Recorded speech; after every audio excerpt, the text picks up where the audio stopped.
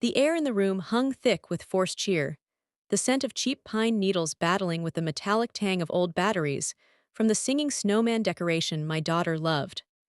The wrapping paper lay scattered like fallen confetti, each discarded piece a small monument to my failing efforts. He stood there, my younger brother, Mark, a smirk playing on his lips as Lily, my 7-year-old, carefully peeled back the last of the bright red paper from her gift. The box was light, too light, and even before she opened it, I knew. I felt the familiar sting of shame, the hot prickle behind my eyes that threatened to spill over. He had done this on purpose. He knew I was struggling, that this Christmas was tighter than most, and he had used my daughter, my sweet, innocent Lily, as a weapon. If you'd protect your sister with your life, subscribe now. Lily's face, usually a boundless canvas of joy, crumpled slightly as she lifted the doll from the box. Its porcelain face was cracked, a spiderweb of damage radiating from its painted smile, and one of its arms dangled precariously, held on by a few stray threads. "It's beautiful," she whispered, her voice thin and reedy, trying so hard to find something positive in the wreckage. Mark chuckled, a low, ugly sound that scraped against my nerves. "Poor kid's gifts," he said, loud enough for everyone to hear, his eyes locking on mine. The room seemed to tilt, the carefully constructed facade of holiday happiness crumbling around me. I had worked so hard to make this day special, to shield Lily from the reality of our situation, but Mark, with his casual cruelty, had shattered it all. I wanted to scream, to lash out, to defend my daughter and myself, but I bit back the words, forcing them down my throat like shards of glass. My name is Lee, and I knew this wasn't just about a broken doll. This was about power, about control, about reminding me of my place in the family pecking order. I wouldn't give him the satisfaction of seeing me break. Not yet. The years hadn't been kind. A failed marriage, a series of dead-end jobs, and the constant, gnawing anxiety of single motherhood had worn me down, leaving me feeling like a faded version of my former self. Mark, on the other hand, had always seemed to glide through life, effortlessly successful, charming, and perpetually unscathed. He had the house, the cars, the perfect wife, and 2 picture-perfect children, and he never missed an opportunity to remind me of the disparity between our lives. Christmas was just another stage for his performance, another chance to showcase his superiority. Lily, bless her heart, tried to make the best of it, hugging the broken doll close and whispering to it as if it were a treasured friend. But I saw the flicker of disappointment in her eyes, the unspoken question that mirrored my own. Why would someone do this? I plastered on a smile, forcing myself to focus on her, on making her feel loved and valued despite the circumstances. But inside, a cold, hard seed of resentment began to take root. I stayed silent, swallowed the anger, and played the part of the grateful, slightly pathetic older sister. It was a role I knew well, too well. Later, after the forced smiles and awkward conversations had faded, and Lily was finally asleep, clutching the damaged doll, I found myself alone in the kitchen, staring out at the snow-covered yard. The twinkling lights on the Christmas tree seemed to mock me, their artificial cheer a stark contrast to the turmoil raging within. I replayed the scene with the doll over and over in my head, each repetition fueling my anger, hardening my resolve. It wasn't just the doll. It was the years of subtle digs, of condescending remarks, of being made to feel like a failure. It was the constant reminder that I wasn't good enough, that I didn't measure up. And now he was extending his cruelty to my daughter. That was where he crossed the line. I heard footsteps behind me and turned to see my father standing in the doorway, his face etched with a weariness that mirrored my own. He opened his mouth to speak, but I cut him off.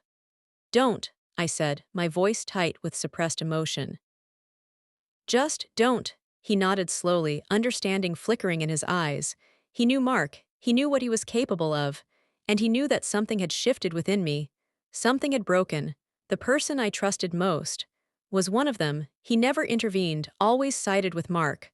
Always. Following days were a blur of forced smiles and strained interactions. I tried to act normal, to pretend that Mark's cruelty hadn't affected me, but the effort was exhausting. Sleep became a luxury I could barely afford, the nights filled with replays of that moment, Lily's crestfallen face, Mark's smug expression. Each time, the anger intensified, morphing into a cold, calculating resolve. I had to protect Lily. I had to find a way to make him understand the consequences of his actions. But how? Confrontation was out of the question. Mark was a master manipulator, adept at twisting words and playing the victim. Any direct attack would be turned against me, used as further evidence of my inadequacy. I had to be smarter. I had to be patient.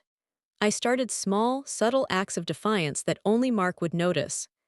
I accidentally spilled coffee on his pristine white shirt, knowing how much he valued his appearance. I misplaced his car keys, causing him to be late for an important meeting. These were minor inconveniences, pinpricks compared to the pain he had inflicted, but they were a start. A way of testing the waters, of gauging his reaction. Each small victory fueled my determination, reminding me that I wasn't powerless. But I knew that these petty acts wouldn't be enough. I needed something bigger, something that would truly shake him, something that would expose him for who he really was. The problem was, Mark was very good at hiding his true self from the world. To everyone else, he was the epitome of success and generosity, the loving husband and father, the pillar of the community. He volunteered at the local soup kitchen, donated generously to charity, and always had a kind word for everyone he met. But I knew the truth. I knew about the affairs, the backstabbing business deals, the casual cruelty he inflicted on those he deemed beneath him. The challenge was finding proof, something concrete that I could use to shatter his carefully constructed image. I started digging, discreetly reaching out to old acquaintances, former colleagues, anyone who might have a story to tell. Most people were hesitant, afraid of Mark's power and influence. But slowly, painstakingly, pieces of the puzzle began to emerge. Whispers of shady business practices, rumors of infidelity, tales of intimidation and manipulation. Each story was like a drop of acid, slowly eroding my remaining doubt, solidifying my resolve. I started documenting everything, meticulously recording every conversation, every email, every piece of evidence I could find. I knew I was playing a dangerous game, that Mark was a formidable opponent. But I was no longer afraid. The fear had been replaced by a burning desire for justice, a fierce determination to protect my daughter and myself from his toxic influence. One evening, while Lily was at her father's, I decided to pay Mark a visit. I told him I wanted to talk, to clear the air, to put the past behind us. He seemed surprised, but also pleased, no doubt assuming that I was finally ready to surrender, to acknowledge his superiority. He invited me in, offered me a drink, and launched into a self-congratulatory monologue about his latest achievements. I listened patiently, nodding occasionally, letting him believe that I was buying into his facade. But inside I was seething. Every word, every gesture, every smug smile was like a knife twisting in my gut. Finally, when he paused for breath, I spoke. "I know about the affair, Mark," I said, my voice calm and steady. The effect was immediate. His face paled, his eyes widened, and the confident facade crumbled. He sputtered, stammered, tried to deny it, but I cut him off. "Don't bother," I said. "I have proof, pictures, emails, everything." He lunged at me, his face contorted with rage, his hands reaching for my throat. "You wouldn't dare," he hissed, his voice low and menacing. "You wouldn't ruin me." I stood my ground, meeting his gaze, refusing to flinch. "I would," I said, my voice barely a whisper. "And I will." He knew I meant it. He saw the cold, hard determination in my eyes, the unwavering resolve that had replaced the fear and insecurity of the past. He released me, his shoulders slumping, his face etched with defeat. I turned and walked out, leaving him standing there, his perfect world beginning to crumble around him. The person I trusted most was the first one to crack. He thought he could scare me, he thought he could control me. He was wrong. The days that followed were a descent into a personal abyss. Mark predictably retaliated. He painted me as unstable, vindictive, even dangerous to Lily. He used his money and influence to turn family members against me, subtly poisoning the well until I felt like an outsider looking in. My father, ever the pragmatist, urged me to back down, to apologize, to make amends. He couldn't see past Mark's carefully constructed facade, couldn't comprehend the depth of his malice. I refused. Apologizing would be admitting defeat, condoning his behavior, betraying myself and my daughter. The isolation was crushing. Friends, wary of getting caught in the crossfire, distanced themselves. Work became a minefield of whispers and sideways glances. I felt like I was suffocating, trapped in a nightmare of Mark's making. Then came the ultimate blow. He filed for custody of Lily. The legal battle was brutal, a relentless assault on my character and my capabilities as a mother. Mark's lawyers dredged up every mistake I'd ever made, every hardship I'd faced, twisting them into evidence of my unfitness. They questioned my parenting skills, my financial stability, even my mental health. Lily, caught in the middle, was confused and frightened. The strain was unbearable, the weight of it pressing down on me until I felt like I was crumbling from the inside out. One particularly bleak evening, after a grueling day in court, I came home to find an eviction notice taped to my door. Mark, through his network of contacts, had managed to get me fired from my job, and now he was taking my home.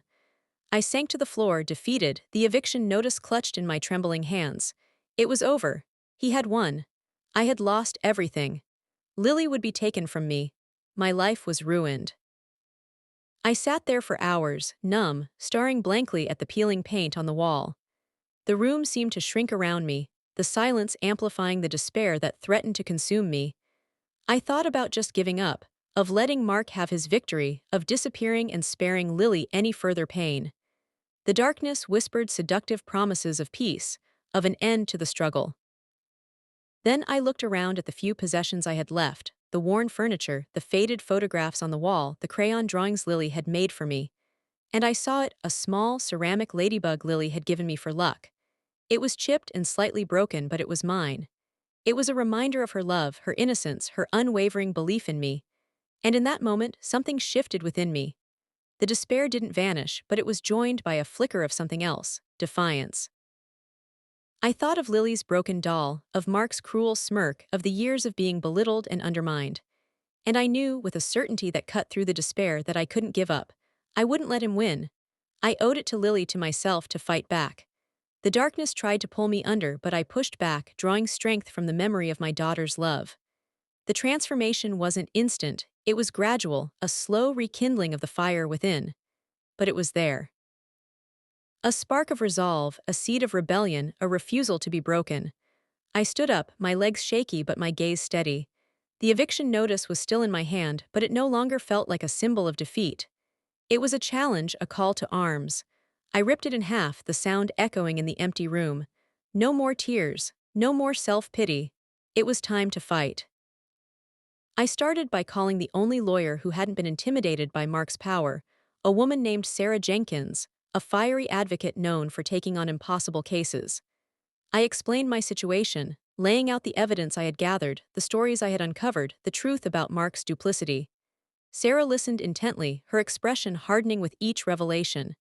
When I finished, she leaned back in her chair, her eyes narrowed. "This is going to be a tough battle," she said, "but I think we can win. But we need to be smart, we need to be strategic, and we need to be prepared for anything." I nodded, my heart pounding with a mixture of fear and hope. I was ready. I had nothing left to lose. The next few weeks were a whirlwind of activity. Sarah and I worked tirelessly, poring over documents, interviewing witnesses, building our case. I learned about legal loopholes, financial irregularities, and the dark underbelly of Mark's seemingly perfect world. With each revelation, my resolve grew stronger, my determination more unwavering. I was no longer the victim, the pathetic older sister. I was a warrior, fighting for my daughter, for my life, for my future. The person I trusted most made me find my power. My biggest weakness became my greatest strength. The plan had begun. I acted the part of the contrite sister, the one who was finally seeing the error of her ways. I even went to a couple of family dinners, enduring Mark's smug glances and patronizing remarks with a smile that felt like it was plastered on my face with superglue.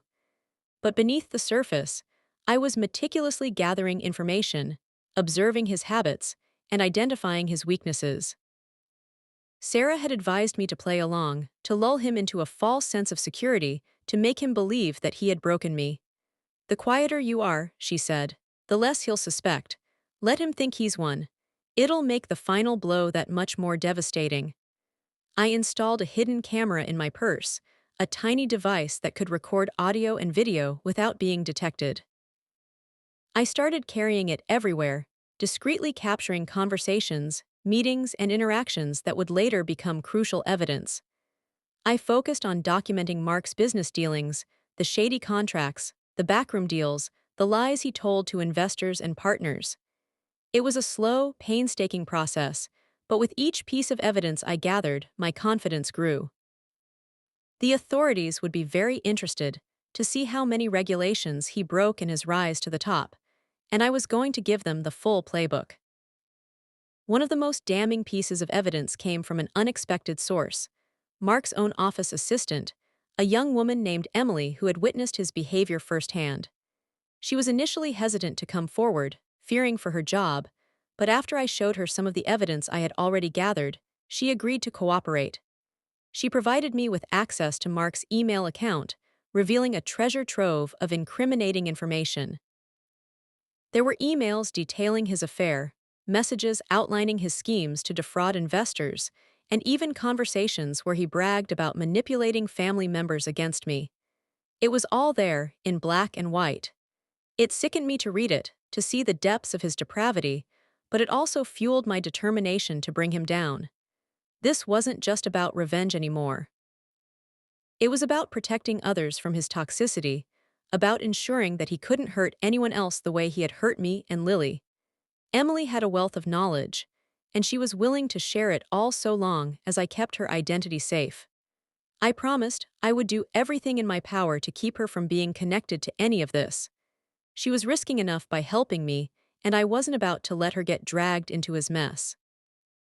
The custody battle was still raging, and Mark was becoming increasingly confident, convinced that he was about to win. He paraded Lily in front of the judge, coaching her to say things that would make me look like an unfit mother. It was agonizing to watch, to see my daughter being used as a pawn in his game. But I knew I couldn't react, couldn't let him see how much it hurt. I had to stay calm, to stay focused, to trust that my plan would work. Sarah and I were working closely with a forensic accountant, tracing Mark's financial transactions, uncovering the web of shell corporations and offshore accounts he had used to hide his ill-gotten gains. The accountant was meticulous, leaving no stone unturned, and the picture that emerged was damning. Mark had been systematically siphoning money from his company for years, evading taxes and lining his own pockets. It was a clear case of fraud, and it was only a matter of time before the authorities caught up with him. We were documenting everything, ensuring we had backups of all the data, knowing Mark would try to bury all of his wrongdoings the moment he caught wind of the investigation. He had people in high places, but he wouldn't be able to stop what was coming. As the pieces of the puzzle fell into place, I began to feel a sense of anticipation, a quiet excitement that had been absent from my life for so long. I was finally in control, finally calling the shots. Mark thought he had me cornered, but he had no idea what was coming. The final act was about to begin, and it was going to be spectacular. I arranged a meeting with Mark, telling him that I was ready to negotiate a settlement in the custody case. I chose a public place, a busy restaurant where we could be seen and heard. I wanted witnesses. I arrived early, setting up a hidden microphone on the table, ensuring that every word would be recorded. When Mark arrived, he was beaming, clearly relishing his impending victory. He launched into a gloating monologue about how he had outsmarted me, how he had always been superior, how I was destined to fail. I listened patiently, letting him dig his own grave. Then, when he finally paused for breath, I smiled. "You're right, Mark," I said, my voice calm and steady. "You are smarter than me, you are more successful than me, but there's one thing you're not untouchable." And with that, I signaled to Sarah, who was waiting outside with a team of investigators. The exact day he tried to take my daughter away from me, I exposed the truth. The investigators stormed in, flashing badges and shouting orders. The restaurant erupted in chaos. Mark's face went from smug to ashen in a heartbeat. He tried to deny everything, to bluster and threaten, but the investigators were unmoved. They placed him under arrest, reading him his rights as the entire restaurant looked on, phones recording. As they led him away in handcuffs, he locked eyes with me, his expression a mixture of rage and disbelief. He couldn't believe I had turned the tables on him so completely. He thought he was untouchable, that his money and power would protect him. He was wrong. Their biggest weakness. They thought they were invincible. The news spread like wildfire. Every media outlet picked up the story detailing Mark's crimes, his betrayal, his downfall. The family members who had sided with him now scrambled to distance themselves, feigning ignorance and expressing shock. My father finally saw the truth, his face etched with shame and regret. He called me, his voice trembling, apologizing for not believing me, for blindly trusting Mark. It was too late for apologies. The damage was done. The days that followed were a blur of legal proceedings, media interviews, and public scrutiny. Mark fought back with everything he had, hearing the best lawyers, spinning the narrative, trying to discredit me. But the evidence was overwhelming. The emails, the financial records, the witness testimonies, it all painted a clear picture of his guilt. Emily, bless her heart, testified with unwavering courage, risking her own safety to expose the truth. The trial was a spectacle, a public reckoning for Mark's years of deceit and manipulation. I sat in the courtroom every day, watching as his carefully constructed world crumbled around him. It wasn't easy. There were moments when I doubted myself, when the weight of the past threatened to crush me. But I kept going, fueled by the memory of Lily's love and the knowledge that I was fighting for her future. The truth was out. He could no longer control the story. The forensic accountant revealed Mark's secret accounts, detailing exactly how he'd been stealing from his company and evading taxes. The shell corporations he'd created to hide the money were exposed, each one a nail in his coffin. The house of cards he'd built was collapsing, and he was trapped beneath it. During the trial, Sarah presented the secretly recorded conversations, his own words condemning him. His affair was laid bare, his attempts to manipulate our family were revealed, and his blatant lies were exposed for all to see. It was a complete and utter annihilation of his reputation. He tried to claim the recordings were doctored, but the forensic audio experts quickly debunked that claim. He had no defense. The moment Emily took the stand, the air in the courtroom changed. She spoke with a quiet strength, describing the toxic work environment Mark had created, the constant pressure to cover up his wrongdoings, the fear that permeated every corner of his office. She recounted specific instances of fraud, providing dates, figures, and names. Her testimony was devastating, and Mark's lawyers struggled to discredit her. They tried to paint her as a disgruntled employee seeking revenge, but Emily stood her ground, her voice unwavering. She was telling the truth, and everyone in the courtroom knew it. Mark sat there, stone-faced, but I could see the panic in his eyes. He knew he was losing. The judge ultimately ruled in my favor, granting me sole custody of Lily. Mark was devastated, his control over her severed. He was also facing multiple counts of fraud, embezzlement, and tax evasion. He was looking at serious prison time. As the trial neared its end, Mark became desperate. He knew he was facing ruin both financially and personally. He tried to reach out to me, sending pleading emails and voicemails, begging me to drop the charges, promising to make amends. I ignored them all.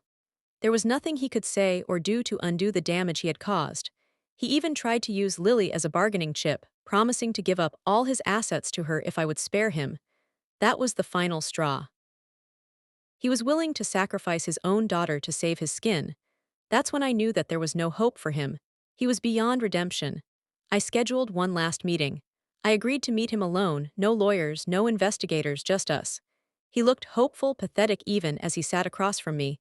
He started with apologies, tears welling in his eyes. He swore he never meant to hurt me, that he was just trying to protect himself. I listened in silence, my face betraying nothing. When he finally ran out of excuses, I spoke. "There's only one way you can make this right, Mark," I said, my voice cold and devoid of emotion. He leaned forward, his eyes wide with anticipation. "Tell me," he whispered. "Anything." I smiled, a slow, deliberate smile that sent a shiver down his spine. "Confess," I said. "Confess to everything. Tell the world the truth about who you really are." I knew he wouldn't do it. His pride, his ego, his pathological need to control, it wouldn't allow him to admit his guilt. But I had to try. Because in the end, that was all that mattered. The truth. The exact day he thought he could win, I was ready to end it all. The restaurant was silent, save for the clinking of silverware and hushed conversations, a stark contrast to the storm brewing within Mark. He stammered, choked on his own arrogance, desperately trying to backtrack. He claimed he was stressed, that he was under pressure, that he didn't know what he was saying. but the mask had slipped and the ugliness underneath was on full display. I watched him squirm, the sweat beading on his forehead, his eyes darting around the room like a cornered animal. He wouldn't confess, I knew it, but I had planted the seed and it would grow. He would live with the knowledge that he had the chance to do the right thing and he had failed. The next morning, the news broke. A leaked recording of our conversation hit the internet, going viral within hours. Every major news outlet picked it up, dissecting his every word, analyzing his tone, exposing his lies. The public was outraged. His company's stock plummeted, investors pulled out, and his carefully constructed empire began to crumble. He was a pariah, shunned by his peers, abandoned by his allies, and hated by the world. He lost everything, and I just smiled. The trial concluded with a resounding victory. Mark was found guilty on all counts, sentenced to decades in prison. The judge, in her closing remarks, commended Emily for her courage, praised the investigators for their diligence, and acknowledged the devastating impact of Mark's actions. She also spoke directly to me, acknowledging the strength and resilience I had shown throughout the ordeal. She stated that my actions not only brought a criminal to justice, but they also gave hope to those who had been similarly wronged. As the bailiffs led Mark away, his face contorted with rage and despair, I felt a wave of relief wash over me. It was finally over. The nightmare had ended. I turned to Lily, who was sitting in the front row, her eyes shining with pride. I wrapped my arms around her, holding her tight, knowing that we were finally safe, finally free. We walked out of the courtroom hand in hand, stepping into the sunlight, ready to begin our new life. My father approached me, his eyes filled with tears. He apologized again, profusely, begging for my forgiveness. I looked at him, my heart softened by his genuine remorse. I told him that I forgave him, but that it would take time to rebuild our relationship. He understood. He had lost my trust, and he knew he had to earn it back. In the aftermath, I focused on rebuilding my life, on creating a safe and loving environment for Lily. I started a foundation to help other victims of abuse and manipulation, using my experience to empower them and give them the resources they needed to fight back. I wrote a book about my journey, detailing the abuse I had suffered, the betrayal I had endured, and the steps I had taken to reclaim my life. The book became a bestseller, inspiring countless people around the world. I found my voice, and I used it to speak out against injustice, to advocate for change, and to create a better future for my daughter and for all those who had been silenced. As for Mark, he languished in prison, his once powerful empire reduced to ashes. He had lost everything: his freedom, his wealth, his reputation, and his family. He was a broken man, consumed by bitterness and regret. I never visited him. I never spoke to him again. I had moved on. I had found peace. Looking back, I realized that revenge wasn't the primary goal. Justice was. The pain he inflicted was a catalyst, forcing me to confront my own vulnerabilities and discover my inner strength. It wasn't about inflicting suffering, but about reclaiming my power and protecting others from his toxicity. Revenge isn't sweet. It's necessary. It's a shield against further harm, a statement that says, "You will not break me again." Would you have done the same? Let me know in the comments. Subscribe for more justice.